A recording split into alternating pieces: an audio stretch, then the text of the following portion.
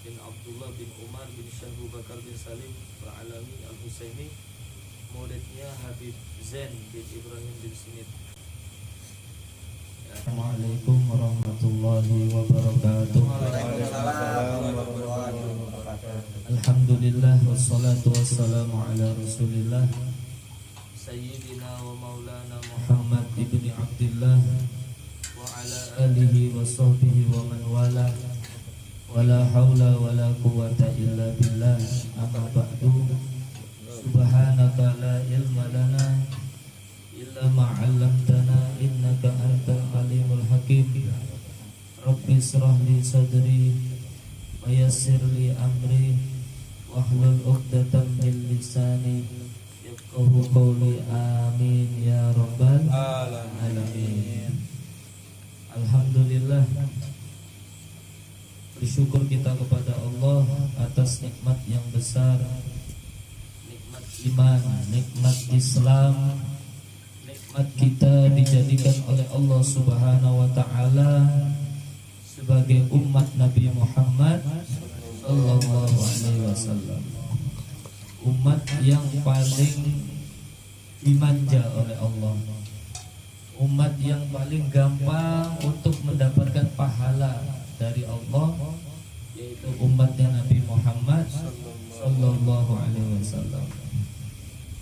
Mudah-mudahan kita termasuk umat Nabi Muhammad yang nanti kelak di hari kiamat mendapatkan syafaat daripada baginda Nabi Muhammad sallallahu alaihi wasallam. Amin ya rabbal alamin. Sedikit kita membahas tentang ilmu bermasyarakat. Terutama kita ini manusia yang dikatakan manusia makhluk sosial. Artinya manusia ini tidak bisa hidup sendiri, saling membutuhkan satu sama lain.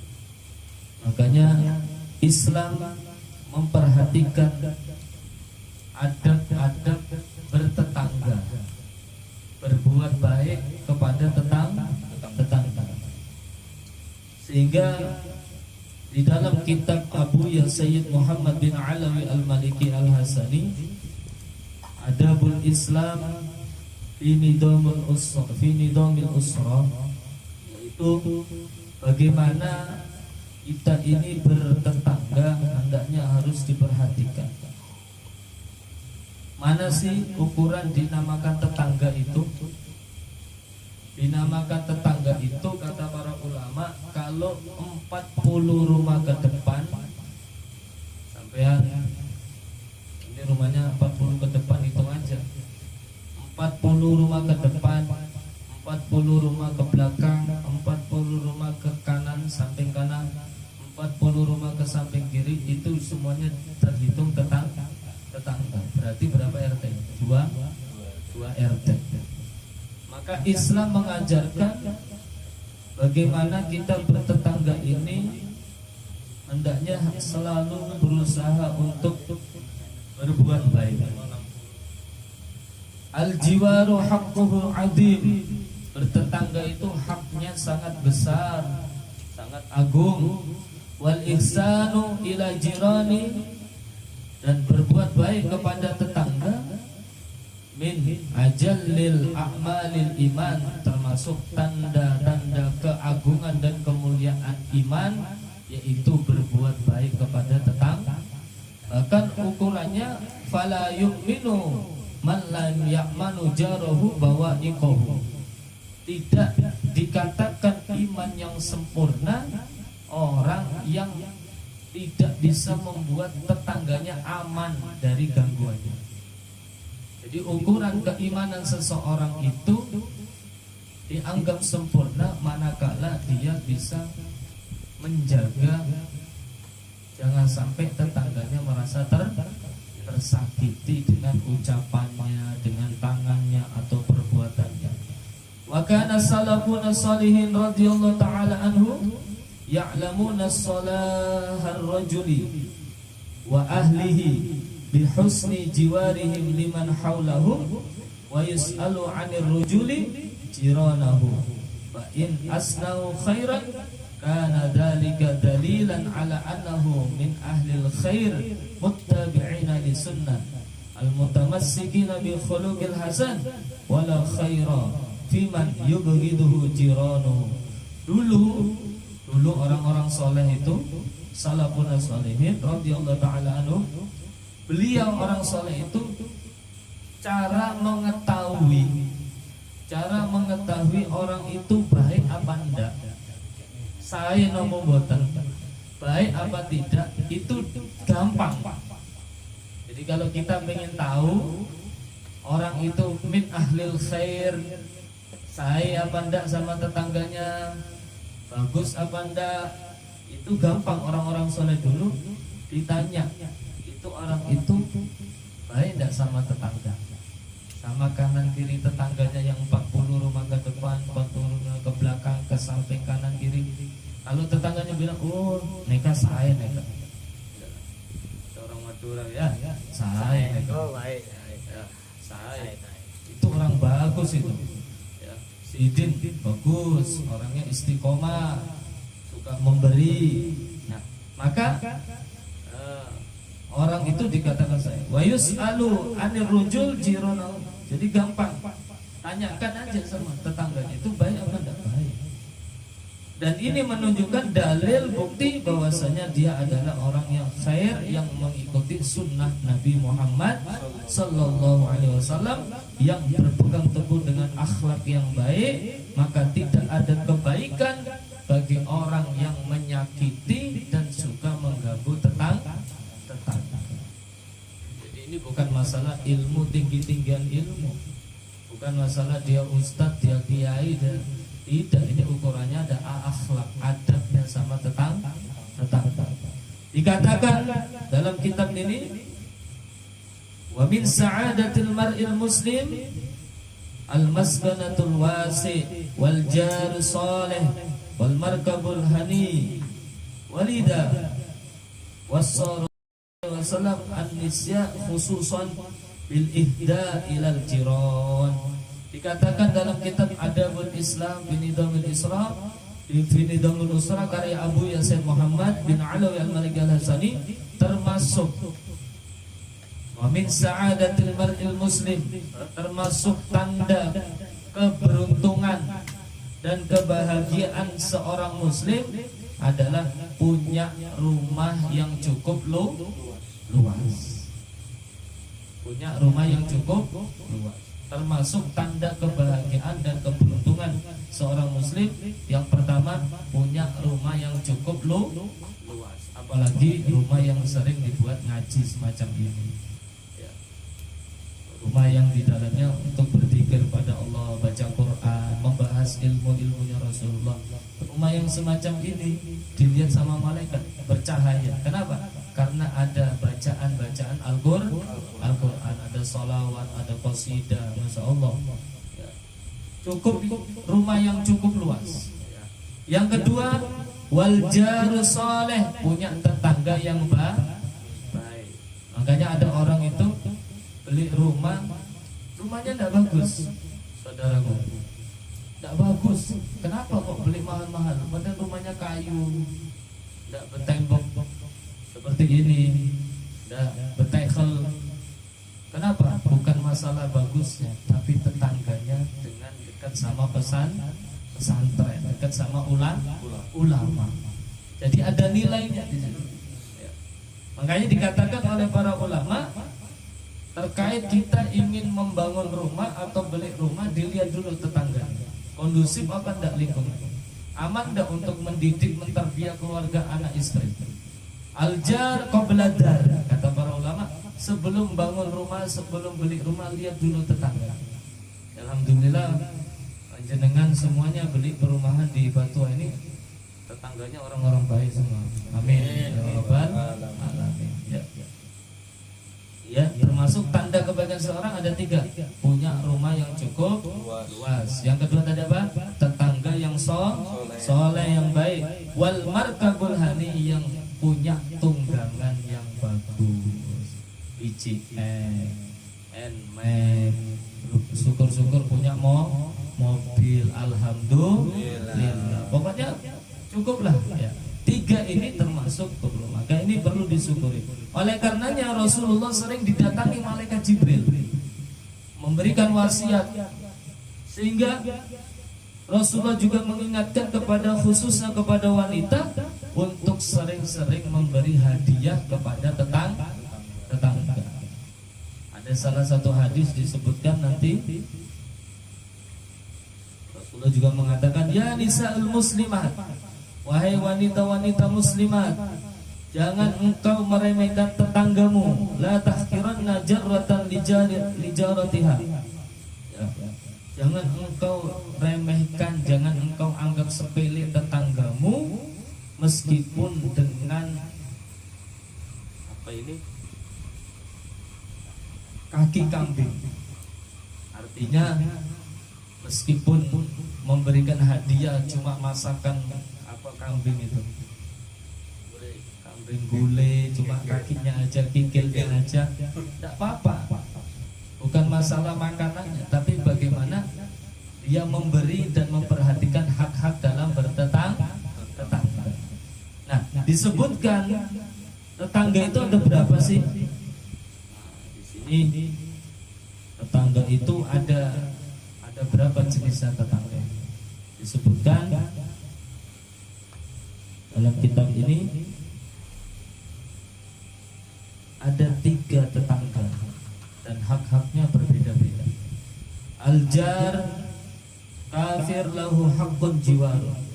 Kalau kalian punya tetangga yang mohon maaf orang kafir, non muslim, beliau punya 1 hak. Dalam Kang Al-Misbah itu ya. Nonton toh yang non muslim ya. Dia punya 1 hak. Apa itu? Hak tetangga. Tidak boleh kita menyakiti, tidak boleh kita mentong-tong mayoritas muslim, kemudian buang sampah sembarangan atau bakar sampah sampai asapnya masuk ke rumah, atau mohon maaf bikin kanopi sampai airnya masuk ke rumah teras atau ke kamarnya atau enggak, tidak boleh. Ini hak tetangga. Meskipun beda keyakinan, beda agama, tidak boleh. Kalau dia minta tolonglah. Selama itu bukan urusan agama, lakum dinukum, jelas itu. Ya. Tolonglah. Misalnya talang saya rusak atau apalah. Ya, kira-kira sampean mampu untuk melakukan, dan memang sampai mampu, artinya wilayah sampai untuk membantu. Kalau minta tolong pijetkan, ya beda lagi. Perempuan yang minta pijet, harem ini harem. Habis itu pijetkan saya, rusak karena Sombong bantuin. tapor ini. Salbut. Ngau, tidak boleh ya. Beda lagi itu ya, tidak boleh. Jadi kalau tetangganya ini non muslim atau kafir, 1 hak. Yang kedua jenis tetangga, wal jarul muslim lahu haqqani. Kalau tetangganya itu muslim punya 2 hak. Hak tetangga yang utama, yang kedua hak sesama muslim. Kalau dia ngundang maka penuhi undangannya. Kalau dia bersin, alhamdulillah jawab, yarhamukumullah. Kalau dia minta doa, ya.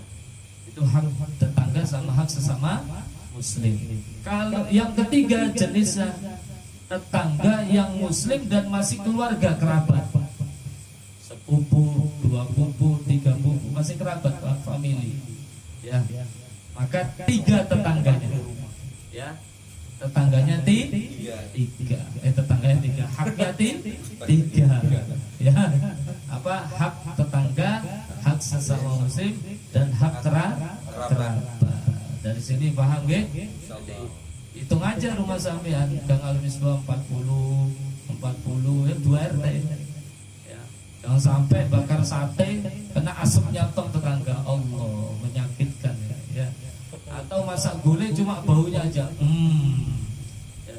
Sampai di sini ada satu hadis terkait kalau masak perbanyaklah kuahnya. Ya. Perbanyak kuahnya. Ya jangan kuahnya aja, nanti bikin rawon, dagingnya setengah kilo, airnya 1 galon. Ya, ini sampai diperhatikan.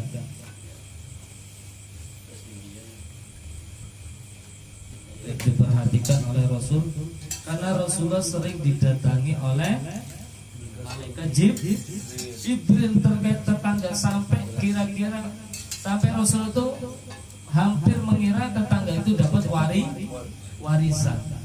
Hadisnya apa terkait dengan masakan itu tadi?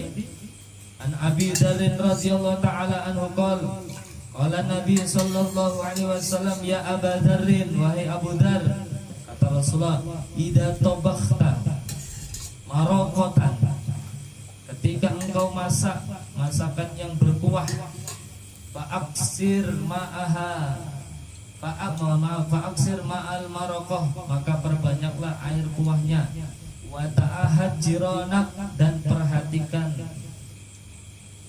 tetanggamu, au aksim fi jiranak, atau bagilah tetangga. Ya, artinya kalau memang masak ya kasih. Mana yang didahulukan, tetangga yang dekat apa yang jauh? Yang dekat dulu. Ya, seorang sahabat Abu Hurairah sesungguhnya menceritakan Rasulullah mengatakan, la yabda'u bijarihi aqsa qablal adna, jangan engkau memulai memberi sesuatu tetangga yang jauh sementara yang dekat tidak. Dahulukan yang dekat, baru yang jauh. Ya. Ini penting. Yang pas depan pintunya, pas sebelah pintu, ini dahulukan. Coba kalau kita pikir, nih cerita saya pribadi saja, tidak usah orang lain. Waktu lahiran anak saya yang nomor 4, apa namanya, Muhammad Mazidan, adabnya tetangga dalam kitab yang lain, tidak mengganggu anaknya, pembantunya, atau barang-barang milik tetangga. Berkata lemah lembut, tidak menyinggung perasaan. Ya, karena beda orang, beda karakter, beda suku, beda logat. Batak gini, Madura gini, Jawa gini, banyak. Apalagi di Balikpapan ini lengkap ya. Semua suku saya rasa ada. Nah, tinggal kita dengan bahasa yang halus dan memahami memang ini logatnya seperti itu ya. Di Medan beda, Batak beda, Jawa, Solo nama halus lagi Solo. Monggo halus lagi. Ya. Madura beda. Artinya tetap kita menjaga kerukunan. Yang ketiga adabnya mempelajari hak-hak tetangga, sebagaimana yang dijelaskan oleh Rasul Sallallahu Alaihi Wasallam tadi yang sudah kita bahas. Di sini juga disebutkan inna min haqqil jar ala jarihi, sesungguhnya di antara hak-hak tetangga atas tetangga yaitu idza maridun ay ya'udahu, kalau kita punya tetangga kemudian dia sakit maka hendaklah jenguk, meskipun tadi tetangganya non muslim, ada hak. Doain mudah-mudahan cepat sembuh ya, mudah-mudahan nanti bisa lagi kerja bakti bareng ya. Mudah-mudahan bisa sembuh, bisa bakar-bakar bakar-bakar apa? Sendal, bakar sampah. Ya doain namanya juga ya. Loh Rasulullah, kita ngikuti siapa kalau bukan ikut Rasulullah ya? Rasulullah tiap hari diludahi, Rasulullah tiap hari dilempari kotoran onta. Ya. Satu ketika orang yang ngeludahi ini sampai capek. Masya Allah, tiap hari diludahi tidak marah Rasulullah. Beda sama kita kan? Kita dilihat aja sudah marah, apa lihat kira maling kan gitu. Iya, saat itu orang balik apa saja. Maduran, jangan kaget ya. Apalagi kilat yang tempat-tempat. Ini Rasulullah diludahi tiap hari. Suatu ketika Rasulullah kangen, mana yang biasa meludahi ini? Sakit ya Rasulullah. Didatangi sama Rasulullah. Didatangi, didoakan, Masya Allah. Nah, kita berusaha untuk mencontoh dan melakukan yang apa sudah dilakukan oleh Rasulullah. Wa idza mata ayatba'a janazatahu, jika dia meninggal maka hendaklah ikut memakamkan jenazah. Wa idza istaqradahu ayuqridahu, jika akan meminjam sesuatu maka pinjami. Pinjam arit, pinjam cangkul, pinjamilah. Ya. Wa idza asabahu khairan hana'u, jika dia mendapatkan kebaikan maka ucapkanlah selamat. Selamat ya habis punya anak. Selamat ya habis dapat arisan. Wa idza asabahu syarrun azahu, ini hak-hak tetangga. Jika tertimpa musibah, ya, maka katakanlah takziah. Ikut bersedih, jangan sampai kita gembira di atas kesusahan orang lain. Ini yang sudah mulai bergeser ini. Apalagi mohon maaf, tinggalnya bukan di perkampungan, sudah di perumahan kayak gitu ya, malah cepat sekali ya. Maka perlu diperhatikan hak-hak dalam bertetangga. Sampai tingkat kalau membeli buah-buahan, berilah buah-buahannya. Atau jika tidak ingin memberi maka masuklah makan. Jangan sampai kita beli makanan kemudian anak kita kadang-kadang lari-lari sana sambil bawa makanan. Ya, kita beli belanja dari mana dan tetangga ngerti, sudah ada ngasih anaknya makan apel, makan buah pir ke sana kalau tambah pingin. Ya, nak masuk. Sudah ngasih manas-manasin kan gitu. Ya sama kalau Idul Adha bakar sate, tetangganya nggak dapat loh. Sengaja misalnya. Ya, jadi kasih lah. Berziarah ke rumah tetangga, ya, silaturahim, ya jangan terlalu sering. Kalau kita kan ya ini ada nilai silaturahimnya ya, ngaji ya silaturahim kan gitu ya, ya. Maklum karena ada sesuatu yang disepakati. Masih banyak ya. Dan yang terpenting lagi, tidak kepo. Apa kepo? Ingin tahu urusan orang. Tidak kepo. Bahasa Jawanya apa? Kipu. Kipu ya. Kipu ya. Kipu Banjar. Hah? Kipu Banjar. Kipu. Jawa kipu. Tambah kipu. Ada apa? Bahasa Indonesianya kipu. Nggak ada. Belum nemu ya. Nanti ada kosakatanya. Ingin tahu urusan orang lain? Iya, itu bahasa Maduranya apa? Ingin tahu kalau bahasa Indonesia kepo. Biasanya yang kepo ini bapak-bapak apa ibu-ibu? Bapak. Sama aja. Ya. Sama aja.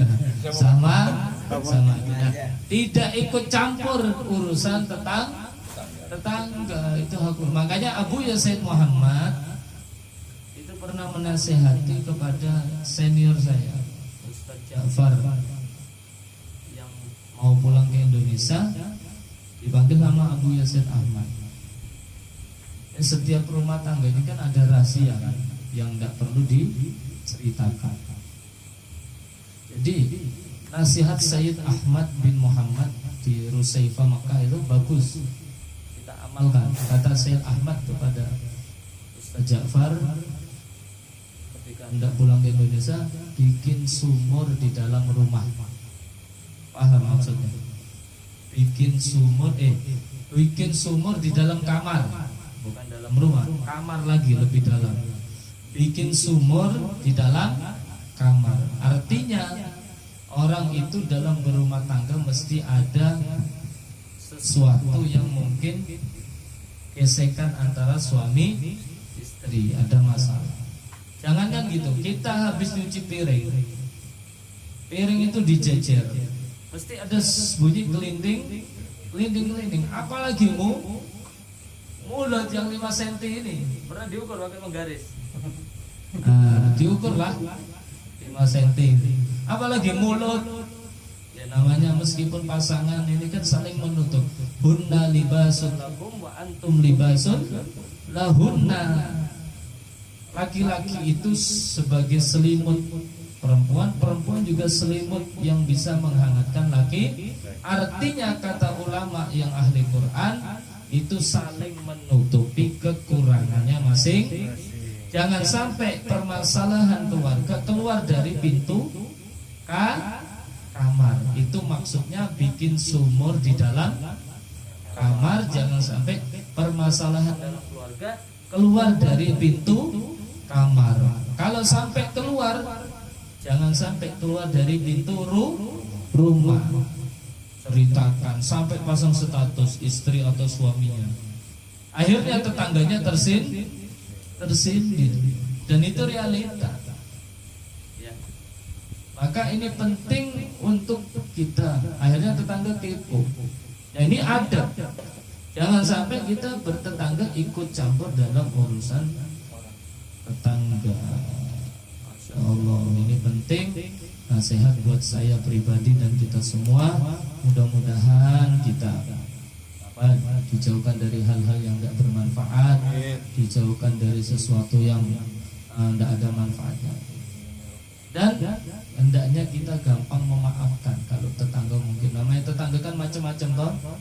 Apalagi yang kita bahas ini di balik papan dengan berbagai macam suku, karakter dan logat serta kebiasaan yang berbeda-beda. Kadang-kadang ada tetangga yang mohon maaf ya, bakar sampah sembarangan atau ini dan itu. Maklum, maafkan. Kalaupun kita sudah minta maaf, tidak dimaafkan, ya sudah urusan dia. Yang penting kita berbuat baik. Ya, al-insan abdul ihsan. Ingat itu, manusia itu hambanya. Kalau dia sering dibaiki, lentur lama-lama. Baikin aja terus, baikin. Lama-lama lentur, lembut, malu dia.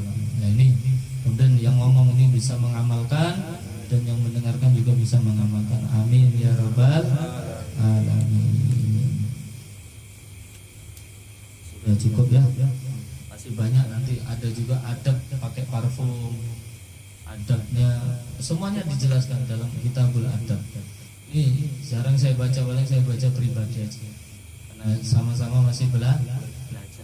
Kalau yang kitab yang di sini ibu majelis ya.